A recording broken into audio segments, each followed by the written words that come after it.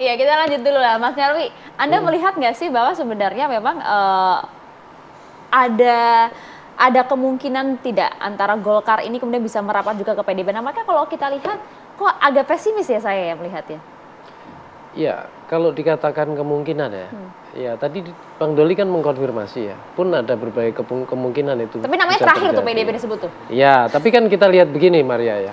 Pertama, Golkar ini dalam sejarahnya ya, itu kan partai yang mudah berkoalisi dengan partai yang lain saya lihat. Dan itu tidak hanya dari era juga sebelumnya, Pak Jokowi 2 periode saya lihat juga, ya periode terakhir khususnya ya, itu juga saya kira makin dekat dengan Golkar, dengan PDIP ya. PDIP Golkar itu dalam satu gerbong pemerintahan. Nah, variabel yang kedua kemarin kan kita lihat koalisi Indonesia Bersatu ya, KIB itu, dan itu kan juga saya lihat juga ada yang banyak mengatakan itu salah satunya juga dapat restu Pak Jokowi kan gitu. Dan saya kira juga tidak ada istilahnya eviden-eviden yang menunjukkan bahwa terjadi perbedaan ekstrim ya orientasi politik Golkar versus PDIP, sehingga saya lihat peluang itu saya kira juga terbuka. Tetapi Golkar ini kan kita lihat partai yang cenderung rasional ya dalam berkalkulasi di dalam berpolitik, sehingga saya kira ya apa misalnya dasar yang menjadi daya ikat partai ini misalnya untuk bergabung PDIP, saya kira juga di situ harus ketemu. Misalnya contoh ya, platform kebangsaan. Kita kan masih ingat ya, saya kalau kita lihat literatur itu Golkar sering disebut partai of ideas gitu ya. Ada partai berkarya kebangsaan, ada irisan-irisan partai nasionalis juga. Secara ideologi saya kira nggak ada kendala. Nah, cuma kemudian peran apa misalnya kalau berbagi peran gitu, Golkar misalnya punya posisi peran apa, PDIP apa, dan partai yang lain apa. Nah, salah satunya ya tentu saja di sini tentu dalam konteks pilpres ya termasuk tiket cawapres itu juga saya variabel utama menurut saya yang juga sangat menentukan, di luar kemungkinan misalnya kalau mereka bergabung nanti kira-kira kalau seandainya dalam menangkan pertarungan seperti apa, dan juga nanti ketika berkuasa mengelola kekuasaan seperti apa, saya kira itu menjadi hal-hal yang menentukan ya. Tapi balik lagi ini masih cair dan masih dinamis itu Golkar saya. Tapi kalau P3 kalau misalnya Mas Nyarwi lihat P3 ini akan stay terus dengan nama Sandiaga Uno mengajukan ke PDIP atau gimana, kemungkinannya kayak gimana Mas? Nah tadi Bang Rusli udah mengatakan istiqomah kan? Pertama istiqomah gitu ya. Istiqomah semua partai juga pasti istiqomah kan. Yang kedua katanya sabiqul awalin katanya. Iya kan gitu, dua jawaban ini katanya. Artinya saya meyakini kalau P3 ini termasuk mungkin ya partai yang akan konsisten juga sampai. Kenapa? Karena dugaan saya target utamanya saya lihat cawapres ya, untuk mendapatkan tiket cawapres melalui Sandiaga Uno. Tetapi ada dua yang lain. Yang kedua yaitu apa? P3 juga saya kira akan berkolaborasi dengan resources partai-partai yang lain, bersama-sama memberikan banyak salah satunya juga untuk menyemangati pemilu legislatif. Saya kira kan juga ada agenda yang lain. Kalau dalam politik kan tidak hanya satu agenda, Pak Yu Maria kan. Ada berbagai peluang di mana partai bisa mendapatkan benefit, keuntungan, sekaligus confident, rasa percaya diri kan, punya pasangan capres cawapres misalnya, atau ikut menjadi gerbong partai yang akan kira-kira bisa memenangkan, dan itu salah satu poin yang bisa menyemangati gitu ya. Yang penting istiqomah tadi. Tapi belum pasti, namanya politik tuh dinamis, Pak. Iya sih, meskipun udah konsisten gitu istiqomah, tiba-tiba dinamika politiknya berubah ya, mungkin juga partai politik akan memiliki kebijakan lain. Bang, tapi kalau Bang Rusli, kalau misalnya soal istiqomah ini kan, satu sekarang Sandiaga Uno gitu. Nah, satu lagi istiqomah ketika berhadapan, katakanlah nanti ada partai-partai yang mau bergabung, menyodorkan nama-nama juga cawapres selain Bang Sandiaga. Istiqomahnya kayak apa sih? Istiqomah itu sudah kita menjadi prinsip ya, termasuk prinsip perjuangan partai kita. Kemudian kalau soal nama-nama lain, dari sekarang juga kita tahu ada nama-nama lain ya. Kalau istilah Bu Mega udah disimpan sekian nama. Tapi kita meyakini nama yang kita sodorkan Bang Sandi adalah orang yang memang layak dari apapun mau kita diskusikan. Survei, irisan-irisan distribusi kekuasaan, kewilayahan, ke emak-emak, milenial. Nah, apalagi menurut saya tanpa bermaksud ya terus meyakinkan, saat ini bangsa kita butuh soal ekonomi ya. Nah, seorang sosok Sandi ini sangat membantu masa depan Indonesia.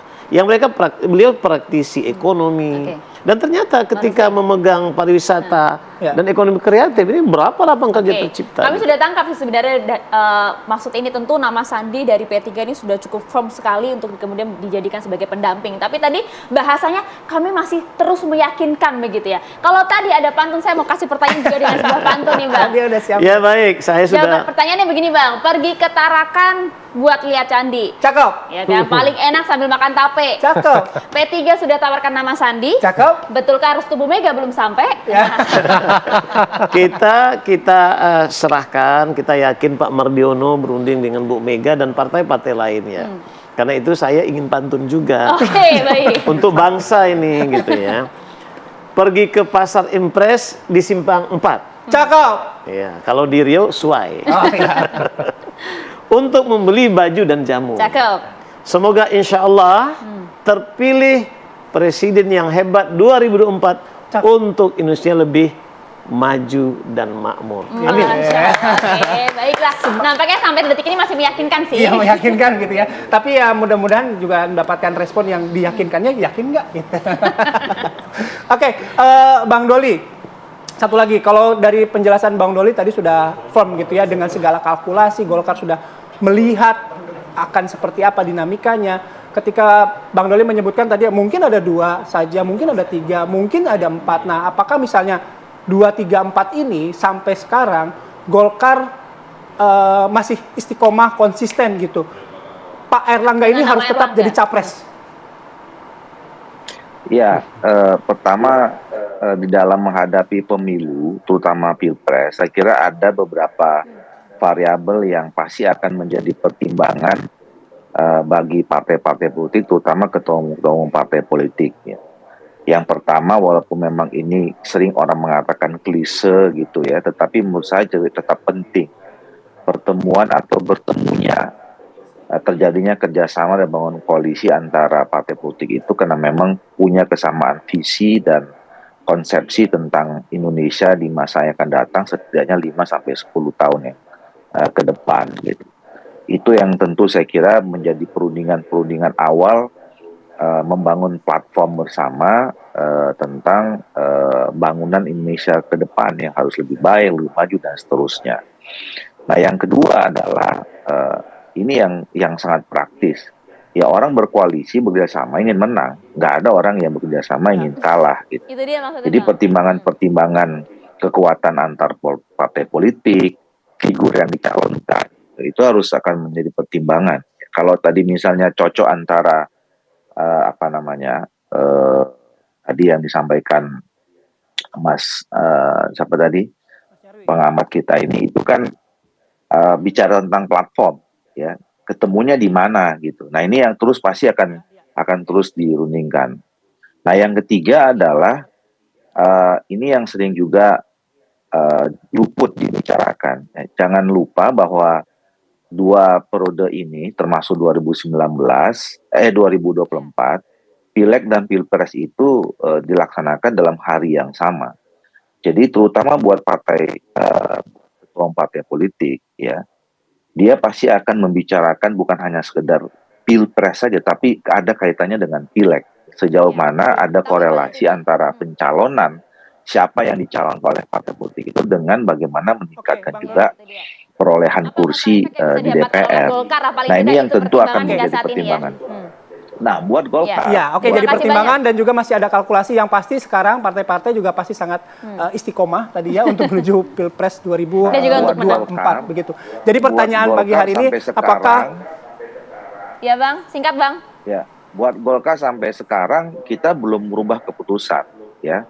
Ada 2 keputusan. Pertama, kita sudah memberikan kepercayaan mencalonkan Pak Erlangga Hartarto sebagai calon presiden, dan keputusan akhir ya nanti juga akan sudah diberikan mandat juga kepada Pak Erlangga untuk mencari baiklah, berarti Golkar masih konsisten istiqomah dengan nama Erlangga. Mohon maaf durasi kita habis. Terima kasih banyak. Ayo, pertanyaan siapa cawapres Ganjar pagi hari ini, Nyarwi. RK atau Sandiaga Uno belum bisa terjawab. Nanti masih ada beberapa Terima waktu. kasih, Mas Nyarwi, terima kasih.